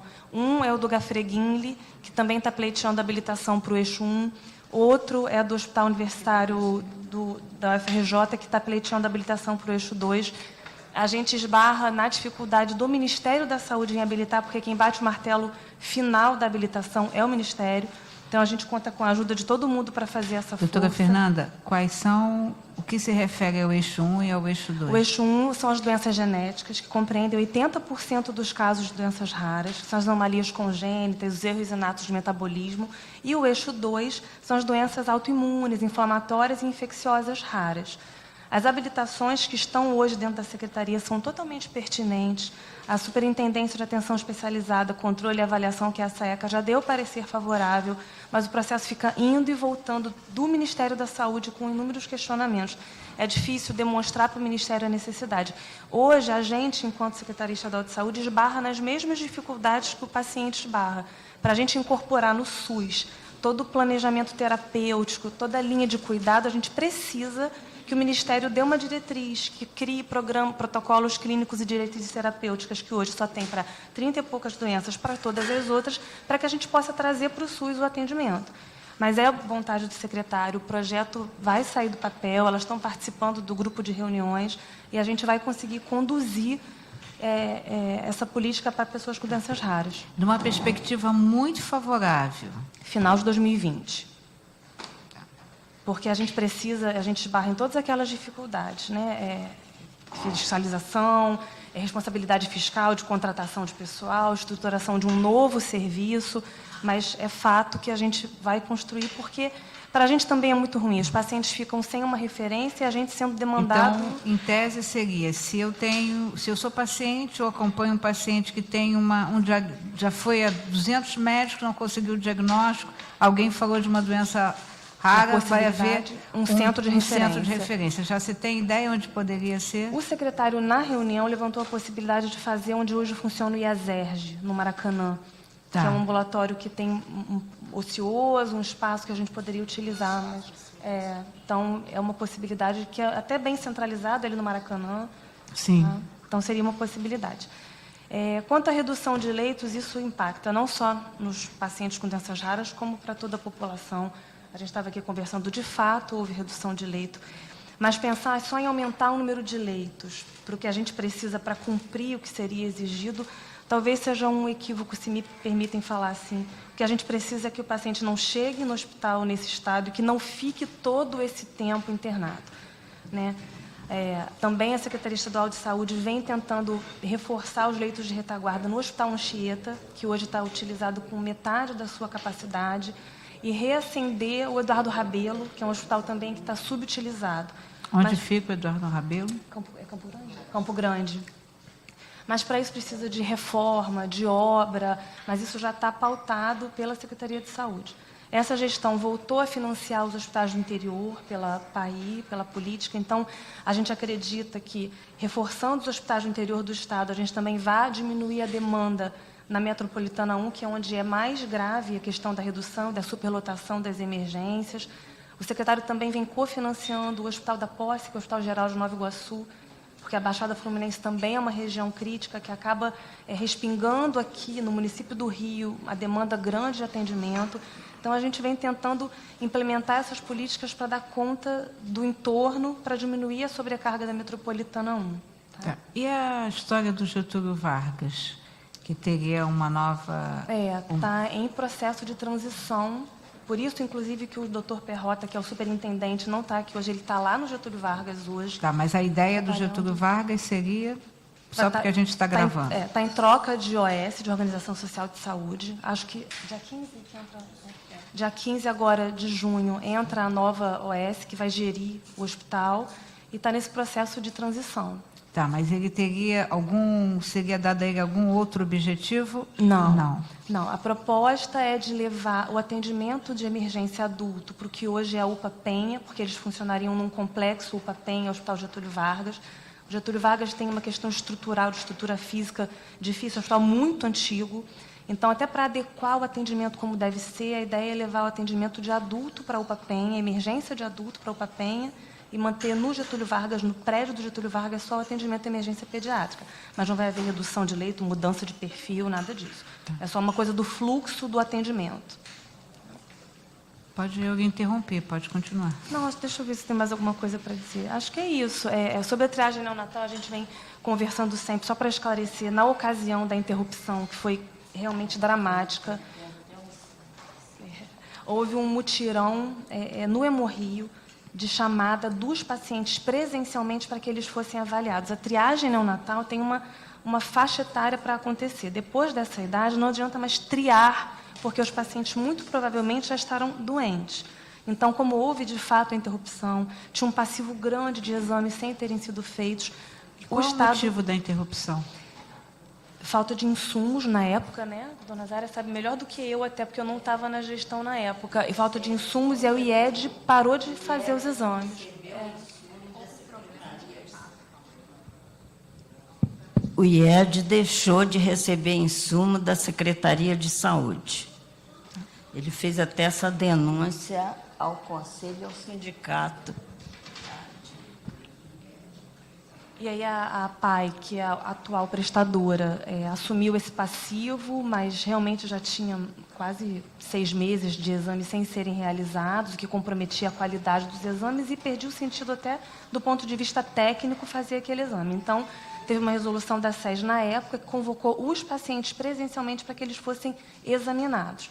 Agora, de fato, a gente vem respondendo inúmeros questionamentos porque tem pacientes que ficaram doentes por conta da interrupção, sem seu diagnóstico terem sido identificados precocemente, como a gente gostaria. Mas hoje o programa de triagem neonatal vem funcionando adequadamente, não tem atraso, os exames estão sendo realizados. A gente manda para o Conselho Estadual de Saúde mensalmente todos os relatórios de todos os exames que são feitos, ele acompanha junto com a gente. Eu queria lhe pedir, doutora Fernanda, que essa questão nova que a senhora trouxe, né, do centro de referência, que isso venha por escrito para a LERJ. Sim, com certeza. Tá? Que aí a gente pode acompanhar mais de perto, com todos os esclarecimentos, Claro. né? eixo 1, eixo 2, né? Aí, qual a finalidade, qual o objetivo, isso vai proporcionar o atendimento de quantas pessoas, né? Para que a gente tenha esse documento arquivado aqui por força da audiência pública. Tá? Agradecendo a doutora Fernanda, então, queria aqui ouvir a doutora Cláudia Lunardi, subsecretária de Regulação, Controle e Avaliação de Contratualização e Auditoria. É um nome enorme, né? Pelo nome do seu cargo, imagino que as suas atribuições são imensas. São sempre bons desafios, né? Com relação A senhora podia chegar ao microfone mais Lógico. perto, se apresentar, que a gente está gravando? Pois Obrigada. não. Eu sou Cláudia da Silva Lunardi, subsecretária de Regulação do município, nesse momento. E ouvindo aqui as falas de todos e vendo pela audiência, assim, a gente avaliando os leitos do município do Rio de Janeiro, olhando o município para atender 11 milhões, encostando com a Metropolitana 1, né?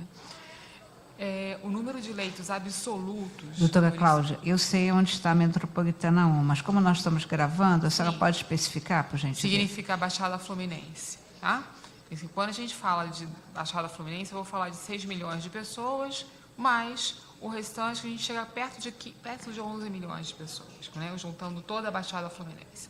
Ao lembrar disso, vou lembrar a população de São Paulo. São Paulo tem 11 milhões de pessoas, tem mais ou menos 11 mil leitos, 12 mil leitos. Nós temos 9 mil leitos, pouco mais de 9 mil leitos na cidade do Rio de Janeiro, né? Que tem que dar conta, junto com o número de leitos reduzido mesmo, foi muito na Baixada ao longo dos anos. No município do Rio de Janeiro houve uma redução contundente, mas quando você olha globalmente, reduziu o quê?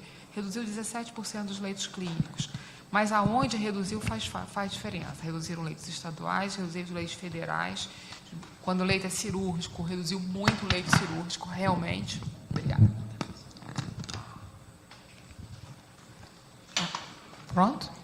Reduziu muito o leito cirúrgico proporcionalmente de 2008 para 2018, mas de 2016 em diante não tem tido uma grande redução de leitos, não.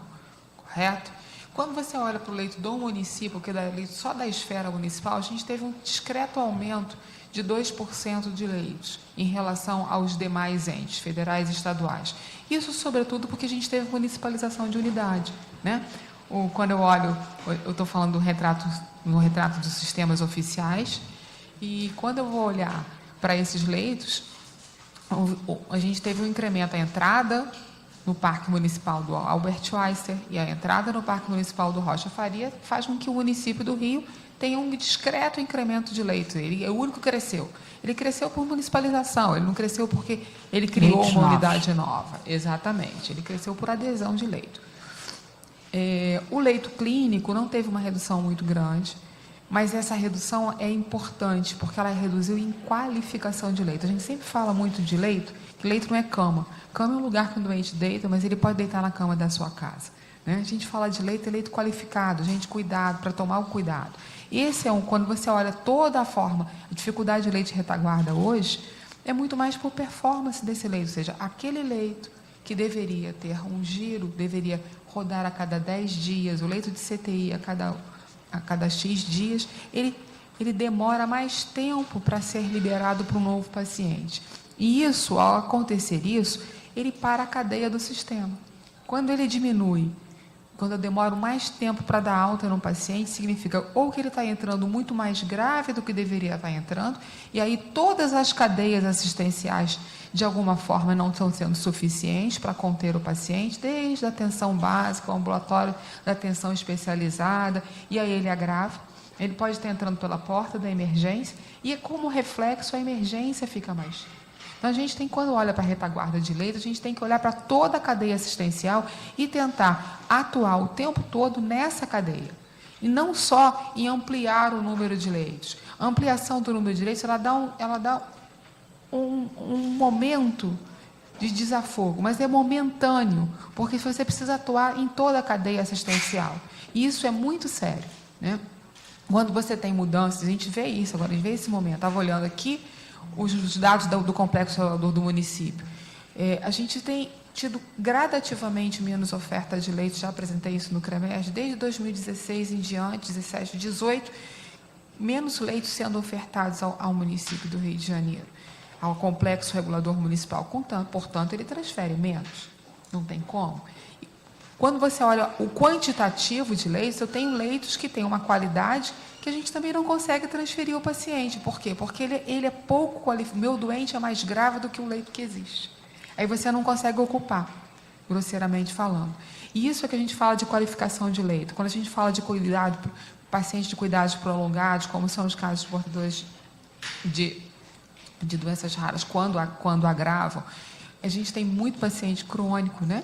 Que eles agravam ao longo do tempo, e você precisa de um leito que possa assisti-lo no seu cuidado prolongado, muitas das vezes cuidado paliativo, porque você não vai curar aquele paciente, mas vai assistir e dar o conforto àquele paciente. Hoje, a gente tem perto de 700 pacientes internados em residência, que é o programa domiciliar. Então, é um hospital invisível também. Ele funciona. Manter esses programas é fundamental. Isso é uma maneira de evitar com que esse paciente crônico, grave, venha desnecessariamente para uma emergência. Ele entre direto num leito que a gente chama de retaguarda, ou seja, ele não entre pela emergência da unidade. Isso é o que tenta se evitar. Houve redução de leito? Houve. Isso é contundente? É importante. Foi muito grave? Houve uma queda importante? Não, mas o nosso leito, ele gira menos. Ou seja, ele libera um leito, demora mais tempo para ficar liberado para um próximo paciente. E isso é o reflexo da emergência atualmente. Quando você junta isso, a perda do poder aquisitivo e, portanto, perda do seu contrato de saúde suplementar que antes você tinha, as unidades públicas vão todas ficar mais cheias na atenção básica, mais cheias. A gente vê isso pela pressão do ambulatório, pela atenção básica, que eu tenho uma crescente demanda entrando de consultas de média complexidade. A gente vai estar falando da mesma coisa. O que é isso? De uma forma, o sistema desestruturou, ele é reflexo da nossa crise econômica. Enfrentar esse desafio é muito grande. A gente precisa atuar, inclusive, na frente de emprego, né? Porque a pessoa pode comprar o seu remédio, a pessoa pode pegar o remédio na saúde pública, o serviço público consegue adquirir maior quantidade de medicação para prover mais as pessoas. Então, a gente precisa atuar também nessa frente, que não está aqui. Nós somos a consequência do todo. A gente tem a dificuldade, a doutora Thaisa sabe aqui, que é a dificuldade de colocar os leitos operacionais que estão inoperantes no município do Rio de Janeiro de CTI, passa por honrar os contratos. Eu não consigo custear de verdade, então eu tenho um espaço, mas o custeio é difícil. Isso não é diferente no Estado também, a mesma dificuldade. E no Federal também. Os leitos estão sendo, não é inabilitados, a palavra é se tornando inoperantes, portanto, eles não podem receber pacientes porque eu não tenho RH ou porque eu não tenho insumo. Então, eu tenho uma desestruturação da saúde que é reconhecida. É um desafio enorme tentar reerguer esse sistema de saúde, que esse é reerguer o sistema. Bom, era isso. Doutora Cláudia, eu queria aproveitar a sua fala e fazer algumas ponderações. Primeiro, é visível, mesmo para quem não é da área da saúde, que a área da saúde pública hoje ela está recebendo, diante da crise financeira que assolou o país, em particular o estado do Rio de Janeiro, ela está recebendo aquele paciente que antigamente tinha um plano de saúde e que utilizava a rede particular de saúde. Mas a saúde, como princípio constitucional, ela é pública. Então, ainda que a gente veja essa realidade, eu acho que a gente, enquanto ente federativo, tem que resolver esse problema, porque não dá para dizer apenas, bom, a gente está numa questão de financeira grave e, com isso, tem mais pessoas trabalhando, precisando da rede pública. Esse é um ponto. A gente percebe também, e eu concordo com a senhora quando a senhora fala, esse mínimo de leitos que foi aumentado, e aí a senhora fala com muita precisão, que não foi nenhum movimento, à época, para criar novos leitos, foi apenas incorporar leitos já existentes, que eram do Estado, que passaram, então, para o município. Mas eu também vejo, lá do meu Getúlio Vargas, que é o hospital do bairro onde eu fui criada, que no âmbito do governo do Estado atende praticamente a Baixada Fluminense, né? E se a gente olhar para o Souza Aguiar, a gente vai ver que o Souza Aguiar atende todo mundo, né? Porque é um hospital, me parece, de referência, de qualidade, e, sem dúvida nenhuma, atende a população que não é da cidade, né? E que atende a população que não é da cidade do Rio de Janeiro, né? Mas, de qualquer jeito, o que nós podemos fazer, né? Porque quando a senhora coloca assim, não é um problema necessariamente da ausência do leito, mas é um problema de toda essa engrenagem, né? Teria que modificar essa engrenagem para a gente tentar ampliar a efetividade disso. Porque o que a realidade que a gente vê é que as pessoas estão morrendo sentadas numa cadeira, na porta do hospital. A realidade que a gente vê é que uma mulher fica sentindo todas as dores do parto e pulando de hospital em hospital para ser atendida. Então, o que a gente tem que fazer? Se os organismos... Eu não estou falando só para a senhora, não, estou falando também para todos os responsáveis pela área da saúde, não necessariamente me dirigindo apenas ao município do Rio de Janeiro. Eu acho que o problema do município do Rio de Janeiro chega mais aos nossos olhos, porque, com todo respeito, eu quero dizer que um dia sim, outro também, a gente tem uma notícia ruim da área da saúde no município do Rio de Janeiro. Mas, então, o que a gente vai fazer? Porque identificar esses problemas, nós conseguimos identificar. Mas aqueles que estão à frente das políticas públicas têm que apresentar as soluções, né? Então, o que está sendo feito no município do Rio de Janeiro, né, para tentar superar esse problema da questão dos leitos? Os leitos da qualidade do município, né, que são leitos de média complexidade, aqueles são próprios do município, a atuação é muito simples. Tem vigiar o giro de leitos, a gente tem feito isso seguramente em todas as clínicas, e tentar fazer com que o cuidado complementar do paciente aconteça na maior parte possível. O que a gente está falando de cuidado complementar, que é muito simples, né? Ao entrar no leito de CTI, se ele precisar de um marca-passo, se ele precisar de um cateterismo, de uma angioplastia, ele depende de um cuidado que não está no leito do município, no leito de um hospital municipal, muitas das vezes em poucos hospitais estaduais. Ele vai estar complementarmente existente, esse cuidado aonde? Nos institutos federais, no Instituto Estadual de Cardiologia. Então, essa engrenagem, ela precisa ser célere.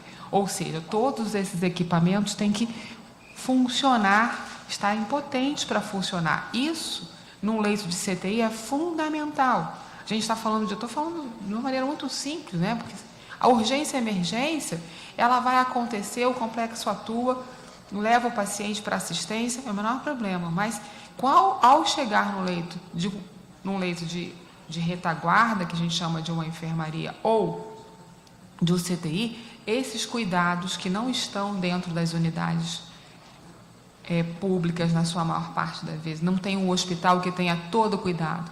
Diferente de uma unidade privada, onde o paciente vai lá, o cuidado vai até ele, a gente leva o cuidado até o paciente. Ao fazer isso, né, o paciente vai até o cuidado dele, então ele se desloca.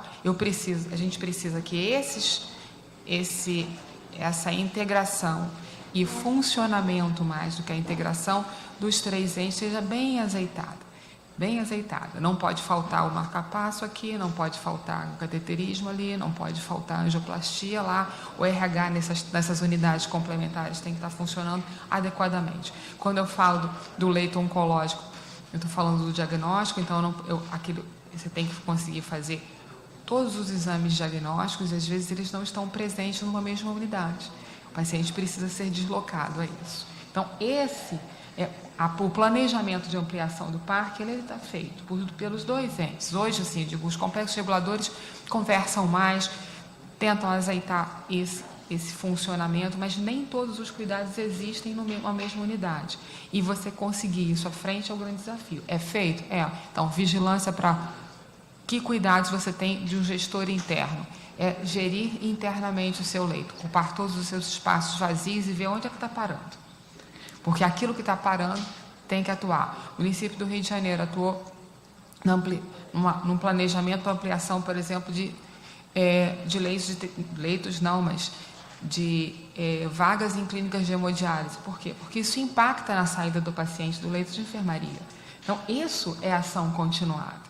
Saber, acontece isso, quantos são pacientes sociais, quantos são pacientes renais, serviço social, a Secretaria de Desenvolvimento Social, atuando em conjunto, porque muitas das vezes são abrigos mistos, que são de outros órgãos da assistência, mas que precisam também nos ajudar. O PAD, o Programa de Deshospitalização, leva alguns pacientes para casa, e isso se mantém um monitoramento. O que a gente percebeu é um aumento e essa intensificação de gestão e de planejamento para progresso é o que está acontecendo, né?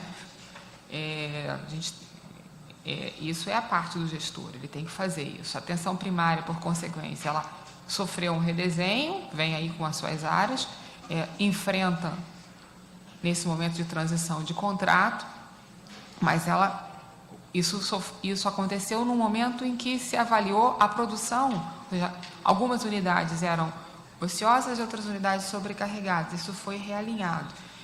Tem problema? Nesse primeiro momento tem, porque em algumas áreas tem a troca de contrato nesse momento. Vai estabilizar? Muito provavelmente assim que esse RH todo ficar potente, vai estabilizar. Quanto tempo? Olha, está acontecendo agora na área 4 e na área 5.2. Já aconteceu na 2.2. E a gente não teve tanto dificuldade de acesso ao programa de assistência. Isso está sendo monitorado por outras subsecretarias, obviamente. E a gente trabalha aqui eu trabalho com um pedaço dela, que é a regulação e contratualização.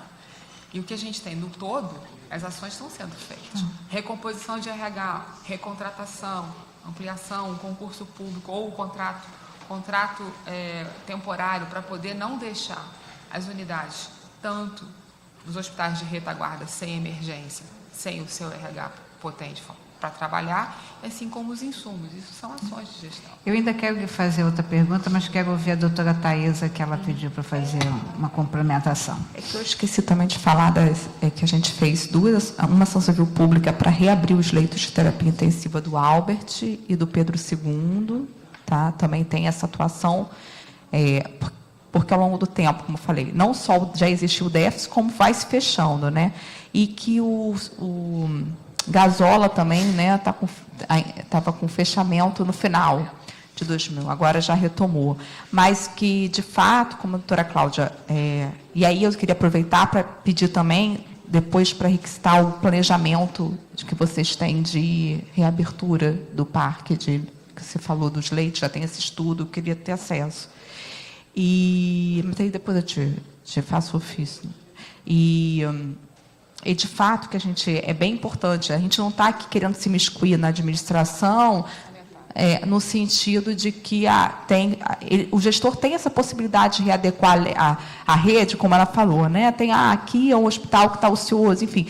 Mas o que a gente observa é que, se fosse uma questão só de reestruturação, a gente não estaria vendo as mortes na urgência e emergência. A gente não estaria vendo queda dos índices de mortalidade materna, infantil, né? A gente estaria vendo uma melhora dos índices, né, de monitoramento da qualidade de vida da população, mas não é isso que está acontecendo, o que nos leva a concluir que, infelizmente, essa redução vem se dando por questões financeiras, opções políticas que estão sendo feitas, né? Não pelos gestores, não pelas pessoas que estão aqui, mas pelos... A decisão é macro, está no outro patamar.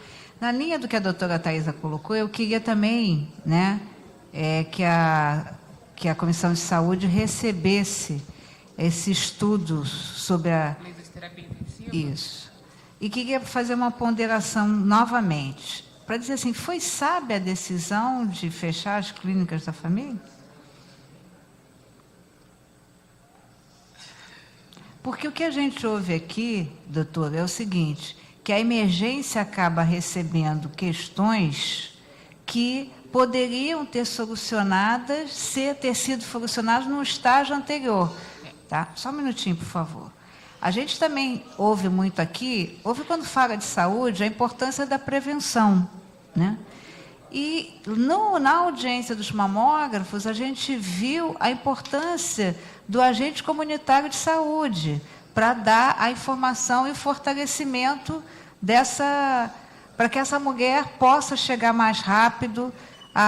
E aí a gente vê que aquilo que é o principal contato com o paciente, antes da senhora ouvir, eu quero ouvir também o nosso doutor Frank, passa o microfone para lá, o outro, por favor, a gente vê, né, qual a fundamentação disso.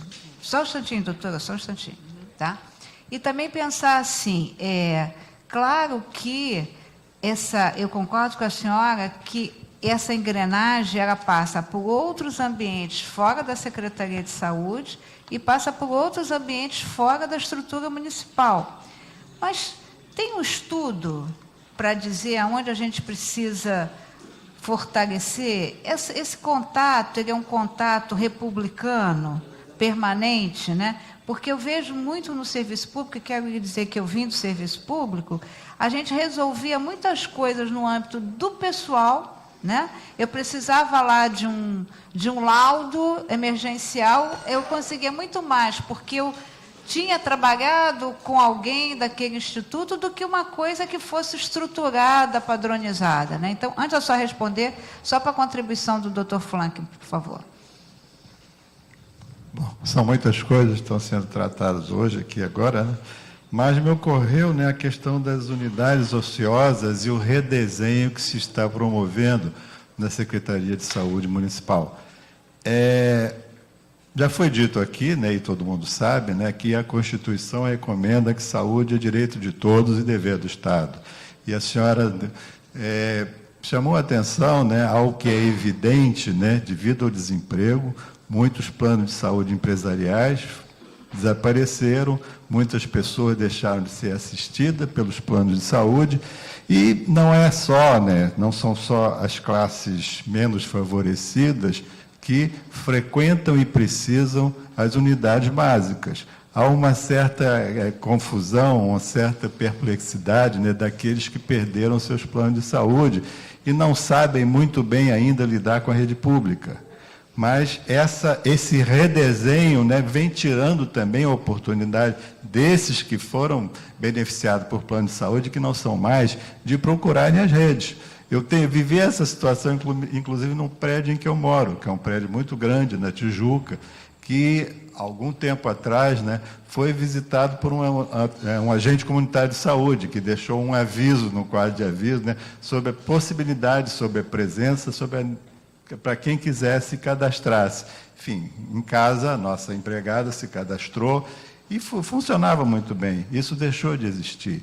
E outras pessoas do prédio certamente ainda não souberam, né, não sabem como se conduzir nessa situação. Eu acho que essas unidades têm que ter a capacidade também de atender a todos e não serem extintas, né, porque há uma estatística que diz que aquela unidade é ociosa. Não houve fechamento de unidade, tá, deputada? O que houve, na verdade, foi esse redesenho significou que nenhuma unidade foi fechada, que é um compromisso da gestão de não acontecer o fechamento de unidade na atenção primária. O que houve foi um redesenho. O que é isso? Tinham equipes com menos pessoas cadastradas, então a gente realinhou as equipes. O número de equipes aqui mudou por unidade. E as equipes que eram tradicionalmente, que tinham baixo atendimento, onde você tinha o profissional mais ocioso, eles foram num realinhamento de cadastro de pessoas, elas foram cadastradas para aquelas equipes. Então, a senhora está dizendo que houve redução, identificado que um determinado ambiente de atendimento tinha uma equipe maior do que era necessária, essas equipes foram realinhadas. É a informação que eu tenho, que as equipes foram realinhadas. O que é isso? Isso existe. Meu prédio, por exemplo, é no Flamengo. Eu tenho uma equipe de saúde da família para o prédio. Meu prédio tem seguramente 3.000 pessoas que moram. Deve ser exemplo do senhor. Não mudou. Isso não mudou. A minha equipe continua sendo a mesma, né? Quem tiver a curiosidade pelo seu próprio endereço pode consultar a página da prefeitura, onde ser atendido, né? Onde ser atendido, vai encontrar pelo seu endereço o nome da sua equipe, o nome do seu médico de família. Alguns médicos foram mudados. algumas equipes foram... Mas foi mantido o atendimento regular? A informação que eu tenho é que está sendo mantido o atendimento Nos mesmos regular, padrões? Nos mesmos moldes, nos mesmos padrões.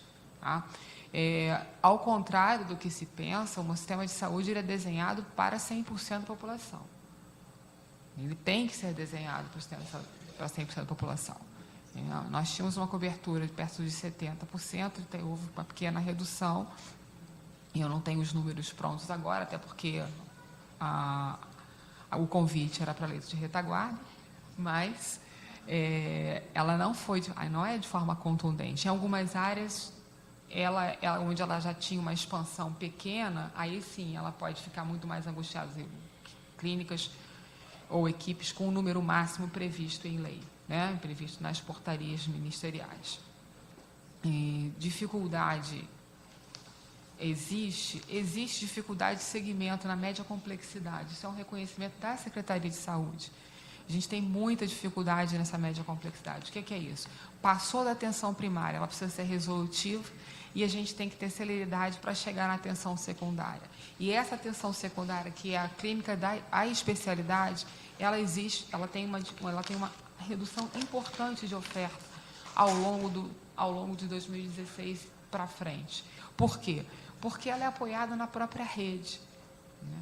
E na nossa própria rede, a gente teve aposentadoria e teve a recomposição de RH, que é um pouco mais lenta. E na rede federal, que é a nossa grande policlínica resolutiva.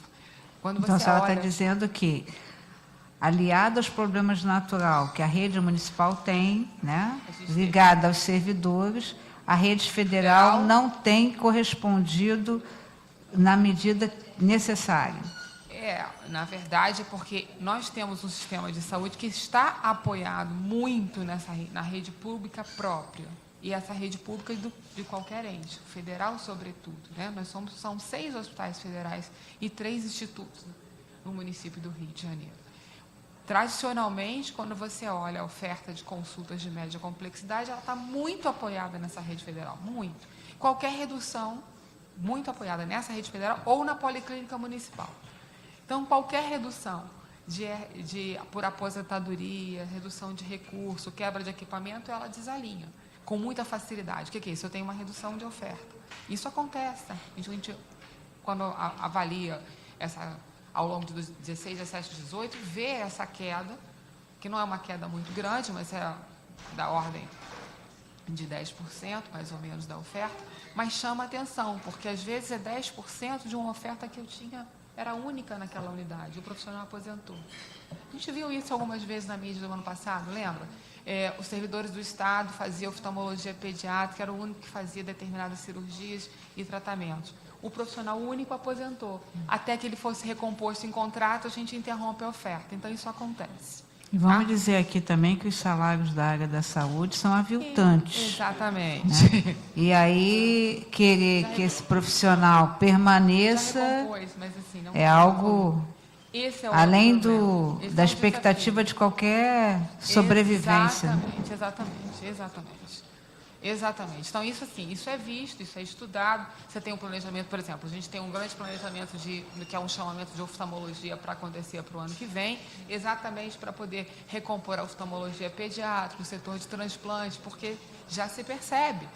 A gente sabe que cresce em demanda e a nossa oferta total, federal, própria, municipal ou estadual, ela é inferior à necessidade planejada da população, e não do que eu tenho em oferta no sistema, da população. Então, precisa.